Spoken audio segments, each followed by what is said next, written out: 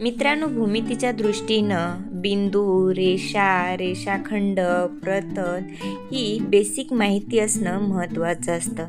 तर बिंदू म्हणजे काय, तर आपण कागदावर एखादा बारीक अंकुचीदार टोकाने कागदावर काढलेला जो टिंब असतो त्या टिंबालाच आपण काय म्हणतो, बिंदू म्हणतो.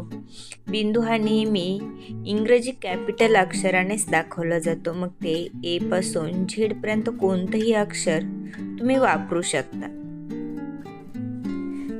तर रेषा म्हणजे काय, तर रेषा ही दोन्ही बाजूनी अमर्याद असते, म्हणजे ती कितीही अंतरापर्यंत वाढू शकते. म्हणून दोन्ही टोकांना बाणाच्या खुणा असतात. रेषेची लांबी मोजता येत नाही आणि रेषेवर दोन बिंदू घेऊन त्या बिंदूच्या नावावरून रेषेला नाव दिलं जातं किंवा रेषेला एकाच अक्षरानेही नाव दिलं जातं. रेषा अनंत बिंदूंनी बनलेली असते, म्हणजे त्याच्यावरती कितीही बिंदू काढू शकतो. तर आता रेषाखंड म्हणजे काय, तर दोन बिंदूंनी तयार केलेल्या भागाला आपण काय म्हणतो, रेषाखंड. तर त्या दोन बिंदूंना अंत्यबिंदू सुद्धा म्हटलं जातं.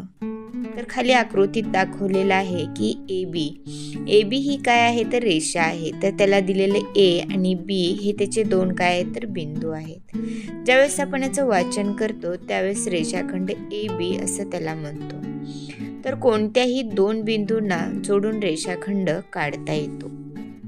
रेषाखंडाला अनंत बिंदू असतात, म्हणजेच एकाच रेषेवर आपण अनेक बिंदू काढू शकतो.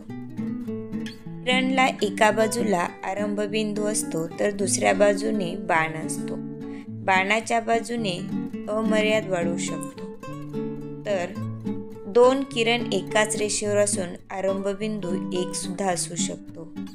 किरण अनंत बिंदूंनी सुद्धा बनलेले असतात. एकाच किरणाला अनेक नावे सुद्धा असू शकतात.